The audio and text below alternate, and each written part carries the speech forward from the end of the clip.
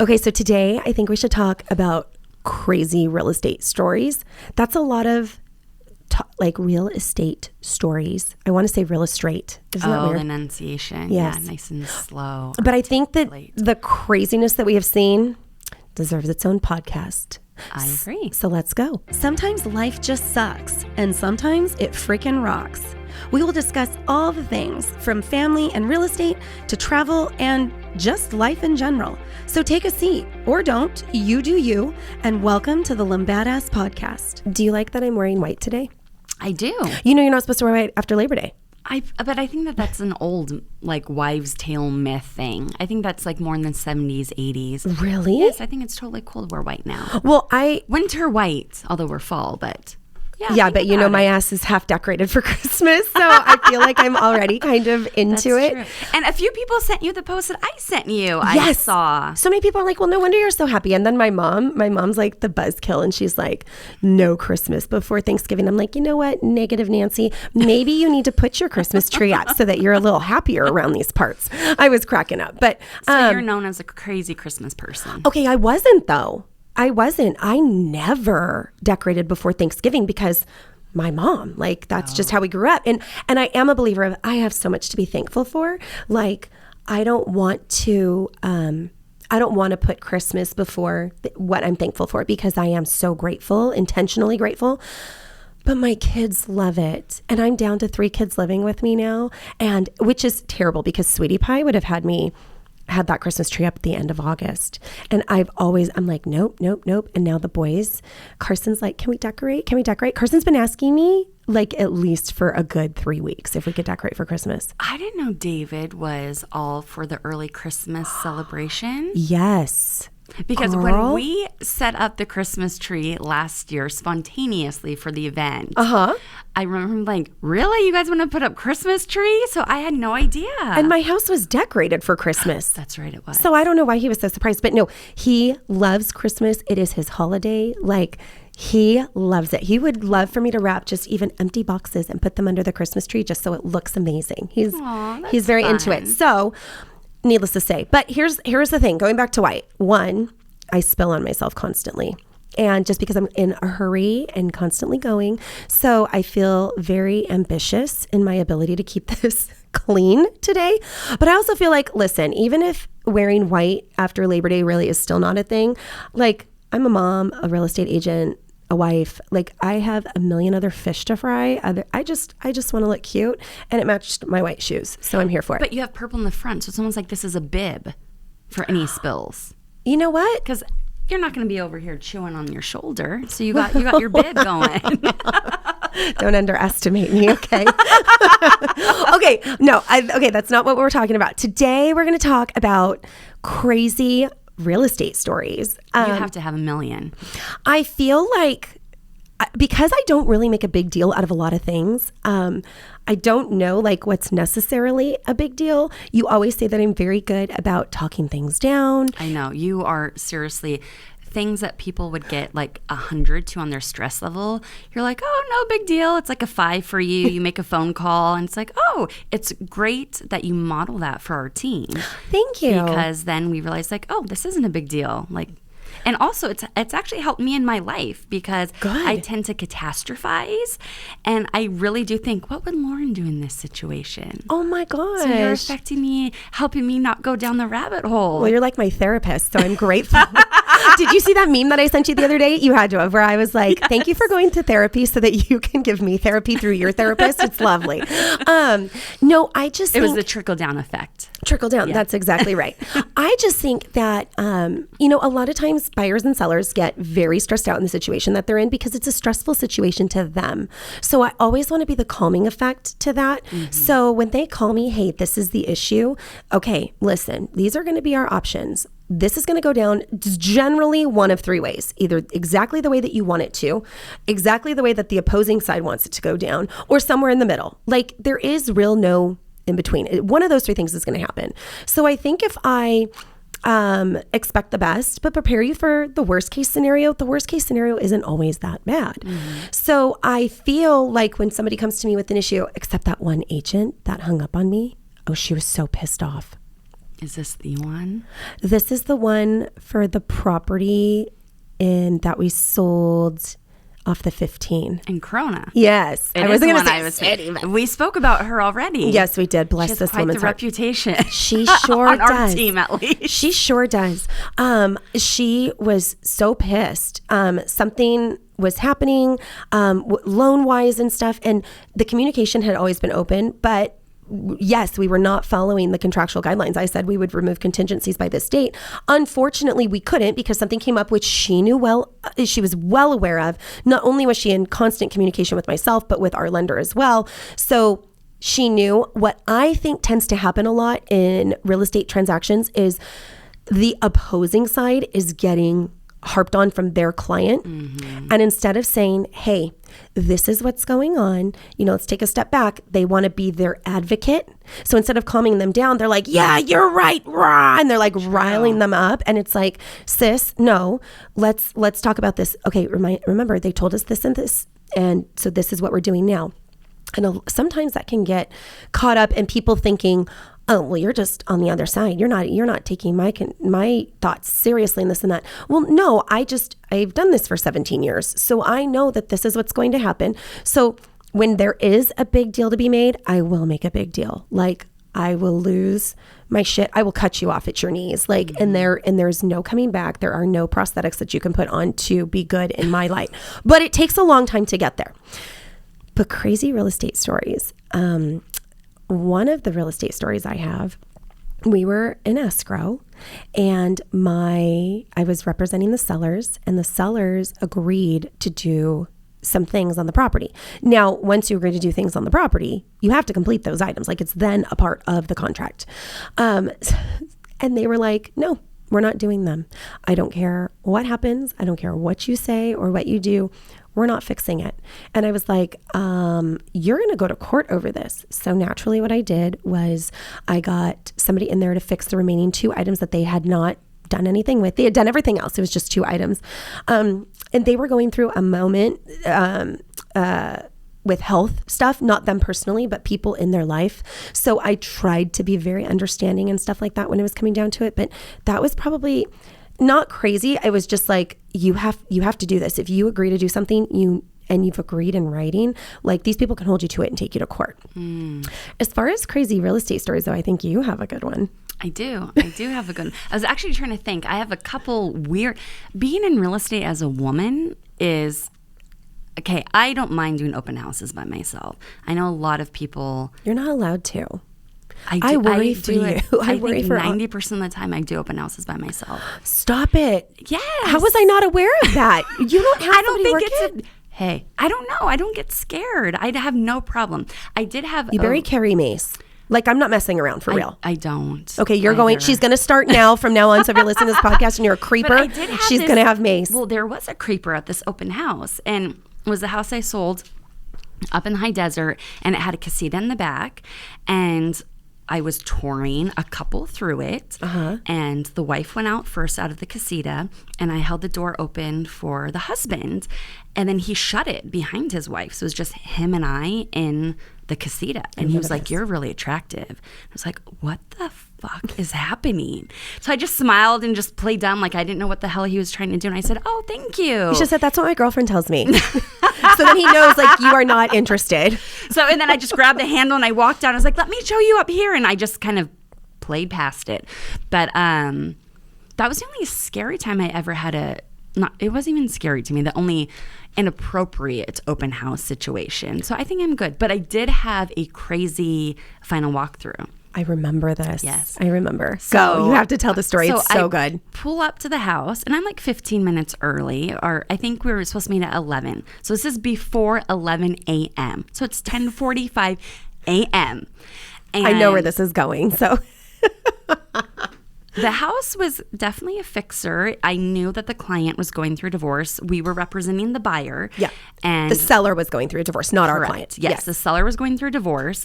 And so I show up on the property, and final walkthrough, it should be ready to go. Like cleaned, vacant. We're just making sure the things that had to be completed are completed and no additional holes in the walls or whatever it is. Right. So I show up, and there is a huge moving parcel, those like pod things, in the driveway. A man with his shirt off, smoking a cigarette with a Bud Light in his hand. In the front yard. In the front yard, in the driveway. I can't. And I'm like, what is happening? And I call you. Yep. And I don't think you could. And of course, I think you were on the boat. And I was like, oh my God. Oh, was I in Havasu? Yes. Oh my like that God. always. It was like a weekend. Murphy's Law. It was a weekend. Murphy's Law of like when you need to hold of someone and you can't. Yes. And I'm like, oh my gosh. And so the client walks up and I have their gift like ready for them. I'm like, hi, I don't know what's going on. Let me go check. And so I go and talk to the guy. And he's like, yeah, this is the first time I've been in the house in 6 months. And he goes on about his ex-wife. She supposedly peed on the carpet in the bedrooms. All of her stuff was piled up in there. Do you know if that's true? If she peed on the carpet? I don't know, but it didn't smell or feel wet. Well, the house was gross. Okay, so go. Yeah, it was. And then next to him, this was not his first beer at 10:45 a.m. Next to him is a trash can full of beer cans. And so I don't know how long he had been drinking. To be fair, if I was out on the boat and it was like 10:45 in the morning, I mean, Havasu's Havasu people, like... I don't know if I'm going to judge. Are you putting yourself in the category of this man? I'm just saying, I get it. And if he's going through a divorce, I mean, we're not here to judge. But no, I'm kidding. I would never be in my front lawn at 10:45. Yes, drinking a Bud Light ever. And I said, did your agent let you know that we were coming for a walkthrough? He's like, oh yeah, I know. I'll get out of your way. Once the client gets here. And what do you do? So the client got here. Thank God the client was so cool about it. And our inspector happened to meet us that day. He was doing a favor to make sure that some stuff had been taken care of. Yes. So he was there as well. And we start going through things. And then there's a guy in the back cleaning the pool. And it's a friend of his because I guess they're going to have a party for the neighborhood before they actually leave. Yeah, duh. Everybody does that. Yeah. Oh. And I'm supposed to be giving keys that day, remember? Yes. The seller did have 3 additional days. Yes. But the agent had communicated with you that he could get the keys that day. Sooner, yes. But that obviously was not happening. And the agent obviously didn't know what was going on the property. I don't think he had any clue. And I will tell you, when we were there showing the property to our client, the wife was there. And she was lovely. Like, she was very, very lovely. So she wasn't drinking. She was cooking, actually, when we showed up. But anyways, okay, So he started kind of sharing things with the client as well, and I was so embarrassed. So I was like, okay, we're gonna go inside the house and check it out, and thanks so much. If we need you, we'll come and find you. And so we go in the house and look at things. We go up to the top bedroom, and there is a dildo just lying on the countertop in the primary bathroom. It's all good. I know. We're not really PC around here. And I didn't mention it. I just walked past it. I'm not sure if the client saw it, but Sky was definitely partying. You did take video. Yes, I did. She sends me video when we're on the boat, and I'm like, what is happening? And so she sends it to me. So I look at it and I'm like, oh my gosh, it's a mess. And she's like, what do you mean it's a mess? There's a dildo on the counter. I'm like, wasn't there a condom? Wasn't there? It was, coincidentally, because the inspector, was there. Yes. And he saw the dildo, and we had this conversation afterwards. Yes. And he reminded me that when he was doing his inspection, when he checked underneath the bathroom cabinets, that there was like a sex swing set up under there. I mean, cool. Whatever people's sex life is, that's awesome. But I just would hope it was put away when we did our final walkthrough. I think I would put, if I had a sex swing, I think I would put it in the closet where the inspector probably isn't going to be. I totally thought you were going to say if I had a sex swing, I would have put that on display. Oh my gosh, no, I was not going to say that. But I think that I would put it, I know, okay, so here's your disclaimer, buyers and sellers. We're going to look underneath your cabinets to see if there's any leaks. So don't put anything you don't want seen in a cabinet. I will tell you, I did go to host an open house one time. And my client was not there, and there were condoms on the bathroom floor and underwear and oh my god, yeah, they didn't clean up after they knew they were having an open house. Yes, and I had to clean it up. Oh my god, gross! What did you want me to do? No, I had to sell this house, and I'm like, so I'm gonna get sold with that nastiness on the floor? Absolutely not. I will tell you a time I was scared. So. And I think everybody should know that when a real estate agent asks you for their pre-approval, like, we're not doing it to be pricks, right? Like, we don't want you to jump through hoops that you're not ready to jump through. But if you're not ready to jump through the pre-approval hoop, you're not ready to see homes. Like, that's just what it comes down to. So as a consumer, you shouldn't want to waste anybody's time anyways. So I had a listing in Chino, and I get a call, and this gentleman says, I want you to meet me at this property and show it to me. And I said, not a problem at all. What is your schedule like? Well, this is my schedule. Okay, perfect. Go ahead. How do you plan on paying for this property? Are you going to pay cash or are you going to do financing? And he says, I can do either. And I said, perfect. Send me your proof of funds or your pre-approval letter that you have from your lending institute, and let me work that out with the seller when I can get you in. And he says, absolutely not. He's like, I'm not giving you my information. And I said, oh, no. I don't need your information. I just need to see that you have proof of funds, and I need to see a pre-approval letter. Either one's fine. And if you can go both ways and you feel more comfortable sending me a pre-approval letter than your bank statement, I'm fine with that. By the way, when you send over proof of funds, I think it should be known that I just need to see your name on the statement and the amount that's in there. It can't be like I've seen documents that have been altered. So I know what I'm looking for. I know what Bank of America statements look like. I know what Chase statements look like, Wells Fargo, all of the in between. Okay.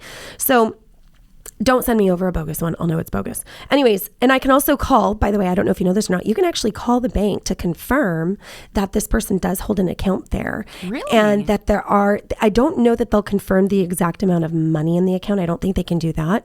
But if I were to call and say, hey, for my safety, this is what I'm looking at, I just want to confirm, they sent me over a statement. There are certain things that they can do to let you know whether or not it's fake. I don't know how much information they can give, but I know they can give some. Anyhow. Good to know. Yes. Anyways, so he says, no, I'm not sending you any of that information. And I said, well, you can black out like your account number and this and that. And he goes, I'm not sending you anything. I will see you at the property. And I said, no, sir, you will not see me at the property. I said, if you have a real estate agent that you're working with, contact them. I don't have an agent. You would be double ending this deal. And I said, I don't care. I said, this is not about the money. I said, I need to know that you are able to buy this property that you want to see. And if you do not want to send it to me, there will be an open house on Saturday. You can come by the open house. And he freaking fought me, pissed off, like absolutely not, yelling and screaming at me. And I said, this conversation's over. Thank you. And I just hung up. Good. Never heard from him again. Yeah. He didn't show for the open house? If he did, I didn't know that it was him. I had somebody else one time in the very beginning of my career who came by during an open house and then was texting me later. And we're in the car and Sweetie Pie looks at me and he goes, what's the matter? And I said, this text, I didn't know if it was a guy or a girl, is just giving me a weird vibe. At first it was like, hey, we came through your open house and we loved it. And I was like, awesome. Are there any questions that I can answer for you? Well, can I see the property again? And I said, absolutely. What's your schedule like? And we went, and so they told me their schedule and I said, perfect. I said, let me work that out. In the meantime, send me your pre-approval. Okay, great. I'll send it over. What's your email address? Send it over. And then it switched and it was like, well, do you even remember which person I am? And I thought that was awkward. And I said, actually, we had about 25 people come through. Which one were you? Oh, so you don't even remember me? And I'm like, you're a fucking creep. Yeah, I don't want. That's creepy. And so I said, no, I don't, but that's okay. I'm sure when I see you to show you the property, I'll know who you are. Or maybe when you send me your pre-approval or your proof of funds, I can look at your name and I'll remember. And then I think it was a he, because then he said, by the way, what was the color of your toenail polish? I loved that color. Okay. Ew. Yeah. Did you see the look Billy gave me? That was a serial killer vibe. Right? That is gross. And That's creepy. I get people have a foot fetish and stuff like that. So I'm not, you just can't have it with me. Like, I don't know what to tell you. And so I said, this conversation is over. We will no longer be talking. If you'd like to see the property again, you need to contact another real estate agent. No, please wait. Blocked. Never heard from that fool again. Good. Yeah. That reminds me of that random person that was trying to get hold of me and emailed you for my contact information. Tell that story. That one's really good. Well, that was weird. Someone reached out to you. Yep.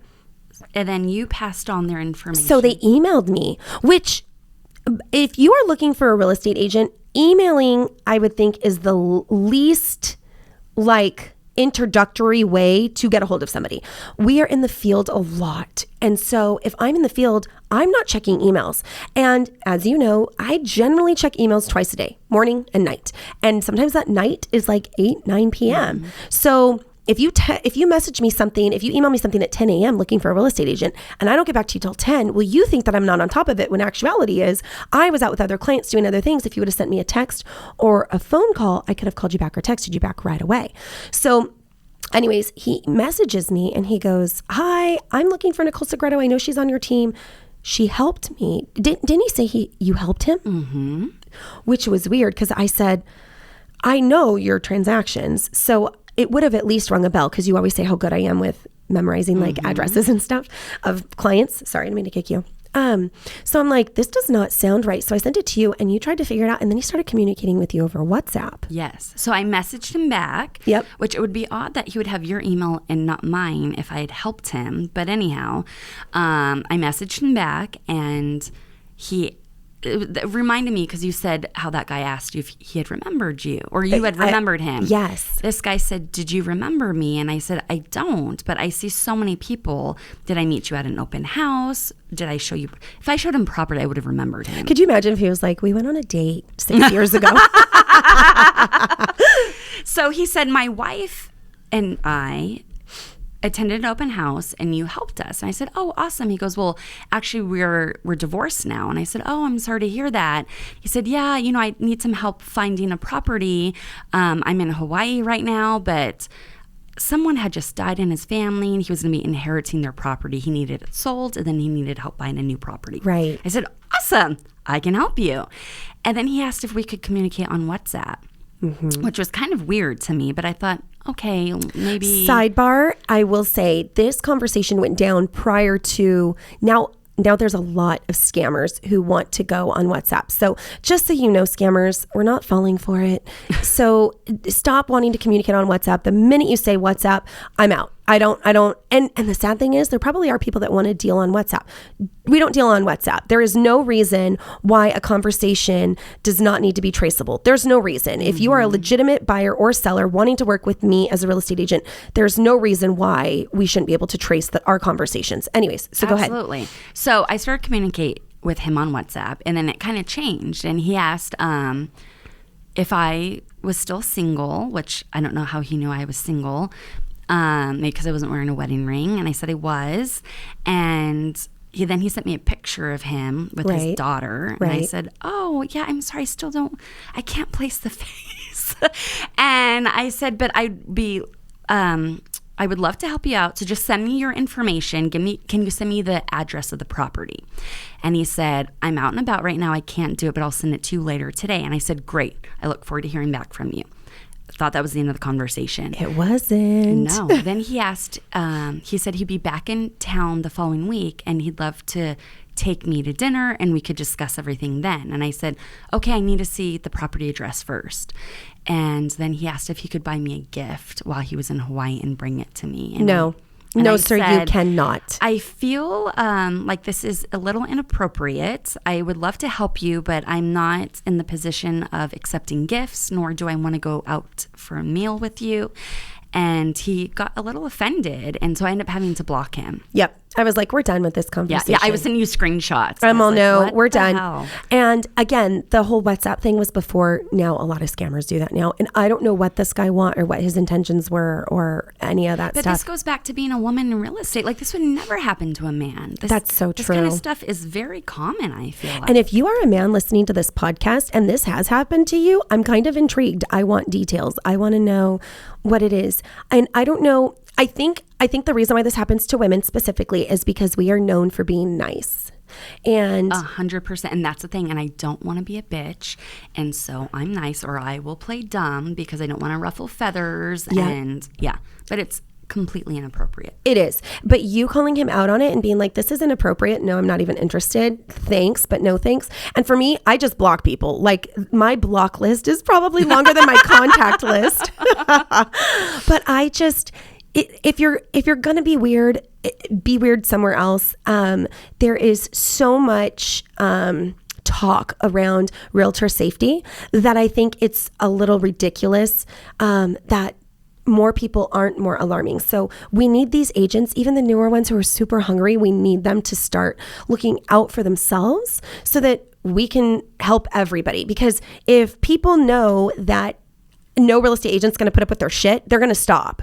So that's just kind of my thing. I don't know, this whole thing going after real estate agents, because we see the opportunity and we want to try and help people and we're excited and all this stuff. Like, and our paycheck depends on helping people too. It does. And so it comes to the point of like, how much will you put up with in order to put food on your table? Yes. Like for some people, that's really what it is. Well, and I will be straight with you. The less you're willing to put up with, generally speaking, the better real estate agent you are. Absolutely. Because if I'm not going to put up with it from you, then I sure as hell I'm not going to put it up with it from the other agent and the other client. Like, absolutely not. I did have, and we can kind of close on this story because I know we're getting a little long-winded here, but I did have an agent tell me one time, you talk so fast, my client doesn't trust you. Wow. And I said, by the way, I have talked fast my entire life. I remember being in, not choir, in like acting and plays at school. And the choir instructor, like, Lauren, slow down. I have to make a valiant effort to slow down in my conversations with people because I don't want them to think, one, that I'm railroading them and like running over them. And I also have to stop because I have ADD really bad. And I feel like if I don't get my words out fast enough, my brain is off to the next subject. So that's what it is a lot of times for me. So I really do work at slowing down, not only my speaking, but my thought process as well. So I looked right at her when she said that to me, and her client was standing next to her. We were in the house, we were upstairs, and I said, really? Wait, she said this to you with the client next to her and Yes. said, my client, like Yes. speaking for them? Yes. Literally? Yes. Wow. And do you know whose house it was? Awkward. Do you know whose house it was? Whose? You just went and gave them a cake in Rancho.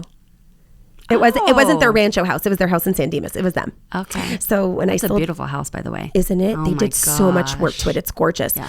But so she's telling me that, and I looked and I said, really? And he says, well, I am an FBI agent or whatever it was that he said, and people who speak fast are generally lying. So I don't trust you. How uncomfortable for And I you. said, well, I don't fucking work for you, so you shouldn't trust me. I work for my seller. And he looked at me like I'd smacked him over the face. It's not your job. It's not your job to trust me. I don't work for you. Like, really? Then stop having me show you around the house and go look at it on your own. Why'd you ask me to give you a tour, dummy? Anyways, he wasn't my client, so there's that. Anyways, well, I love you for coming in today. I love that people love our dynamic and say how great we mesh well together. I feel the same way. Aw, So me too. anyways, I hope you have a good day. Thank you for having me again. My pleasure.